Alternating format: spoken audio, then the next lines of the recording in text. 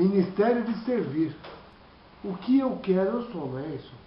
Se eu quero achar que as coisas vão ser ruins, as coisas vão ser ruins. Mas e se eu achar que as coisas podem melhorar? As coisas melhoram. Nem sempre só a boa vontade resolve. Mas muitas vezes uma atitude nossa de aceitar que Deus pode mudar a nossa situação. Por exemplo, nós temos o hábito de nos preocuparmos. Nós somos cidadãos, somos humanos, somos preocupados. Somos preocupados, às vezes, até com o que acontece com as pessoas à nossa volta. Mas e se nós deixarmos de nos preocuparmos? O que acontece? Elas vão deixar de existir? Não. Se você ficar triste, o mundo vai acabar porque você ficou triste? Porque a sociedade não presta atenção na gente? No Ministério de Servir, a gente vai ver como Deus opera. O livro de Mateus, no capítulo 10, versículo de 1 a 8, diz exatamente assim. E, chamando a si os seus 12 discípulos, deu-lhes autoridade sobre os espíritos imundos para os expulsarem e para curarem toda a sorte de doença e enfermidades. Ora, os nomes dos 12 apóstolos são estes. Primeiro, Simão, chamado Pedro, e André, seu irmão, Tiago, filho de Zebedeu, e João, seu irmão, Filipe e Bartolomeu, Tomé e Mateus, o publicano, Tiago, filho de Alfeu e Tadeu, Simão Cananeu, ou Simão Zelote, e Judas Iscariotes, aquele que o traiu. E estes 12 enviou Jesus e ordenou-lhes, dizendo: não ireis aos gentios, nem entrareis em cidade de samaritanos, mas ide antes as ovelhas perdidas da casa de Israel, e indo pregai dizendo: é chegado o reino dos céus, curai os enfermos, ressuscitai os mortos, limpai os leprosos, expulsai os demônios, e de graça recebestes, e de graças dai. Uma vez, eu fiquei pensando nesse versículo, ou nesse texto, por que Jesus usava o plural? Esse é Simão, irmão de Pedro, Simão e Pedro, Tiago e João. Sabe por quê? Que ele sempre colocou dois em dois, eles não eram todos irmãos. Por exemplo, Filipe e Bartolomeu, eles não eram irmãos. Tomé e Mateus, eles não eram irmãos. Por que Mateus se preocupou em colocar dois? Porque Jesus enviou de dois em dois. Então, na verdade, os 12 que ele enviou foram 6 grupos. 6 grupos formados por 2 elementos. Eles saíram e foram levar o Evangelho. Para onde eles foram levar o Evangelho? Para as ovelhas perdidas da casa de Israel. Essa promessa era para os filhos. Quem eram os filhos da fé? Eram os filhos de Abraão. Eles eram judeus. O livro de João toma o maior cuidado em falar isso. Ele veio para os que eram seus, mas os seus não o receberam. Mas a todos quantos o receberam, deu-lhes o direito de serem feitos filhos. Porque antes disso, toda a raça humana era criatura. Jesus aqui parou, chamou os 12. Quando alguém chama 12, o que faz? Separa. Praticamente tinha um grupo grande, Jesus pegou 12. 12 pessoas. As 12, ele mandou de 2 em 2. O que a gente fala? Irmãos não se dão bem. Jesus não pensava assim. Ele mandou Simão com André. Ele mandou João com Tiago. Mas não pode. Pode, porque ele deu uma ordem. As ovelhas estão andando errantes e perdidas. Elas estão aflitas. Elas precisam de solução e caminham procurando solução. Tem pouco trabalhador. Jesus falou: orai, Deus mande mais trabalhadores. Nesse exato momento, Jesus chamou os 12 e falou: vocês vão de 2 em 2. Mas tem 4 ordenanças que eu quero que vocês façam. A primeira delas é simples: não vá pelo caminho do gentio. Como é o gentio? Sabe como é o gentio? Ele adora qualquer coisa. Ele crê em tudo. Falou, ele está crendo. O que você pensou, ele já diz que está certo. Esse é o gentil.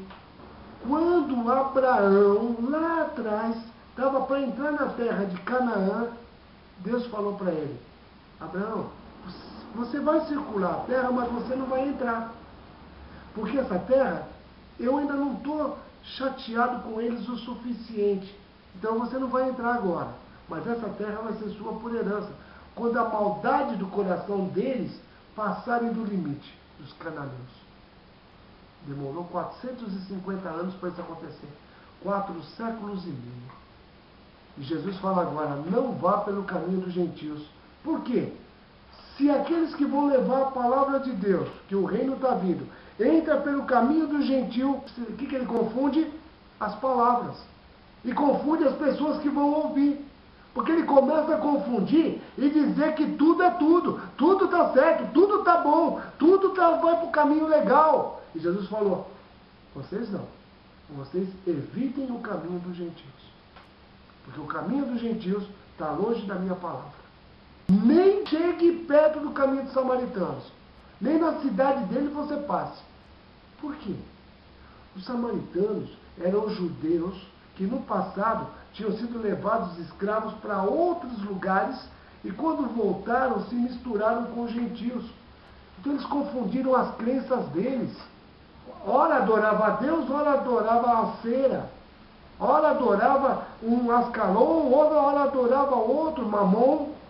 Cada hora adorava um Deus. E Jesus falou: não, nem passe na cidade deles. Nem encosta.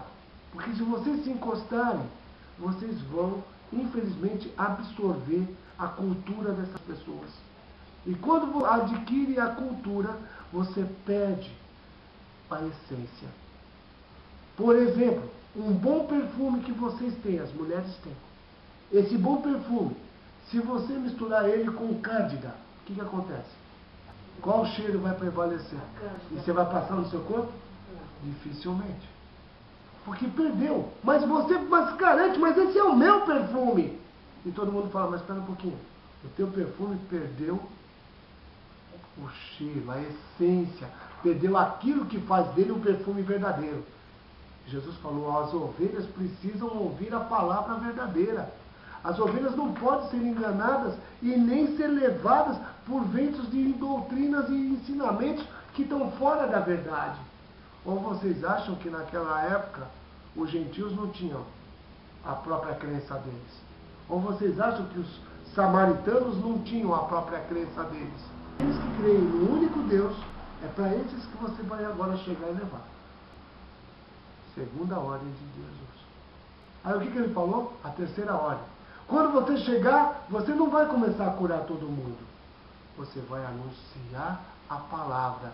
O reino dos céus vos é anunciado. O que ele estava dizendo? A liberdade. Essa sua aflição, essa sua doença, isso que está te incomodando, isso que está te tirando a tua paz, o teu sossego, isso que te cercou a vida inteira, você que segurar todo mundo debaixo das suas asas, mas você viu que não dá, é isso. Eu estou trazendo para você a solução. Eu estou dando para você uma oportunidade para você mudar o teu caminho. Mudar caminho, muitas vezes é o seguinte: eu tenho uma bifurcação e tenho que tomar uma decisão, vou para a direita ou para a esquerda. Às vezes, se você conhece, você vai saber: se eu for para a direita, eu vou rapidamente, eu chego muito rápido. Mas se eu for para a esquerda, tem um obstáculo. Mas você fala: mas se eu for pela direita, tem um cachorro nervoso que vai me pegar no meio do caminho. E eu vou ter que passar por aquele cachorro nervoso. Eu economizo um tantão, mas eu corro o risco do cachorro nervoso me morder. Que decisão você pode tomar? Eu vou enfrentar o cachorro nervoso ou não? Eu vou pelo caminho mais longo, que eu sei que não tem cachorro nervoso. É uma decisão. E você vai.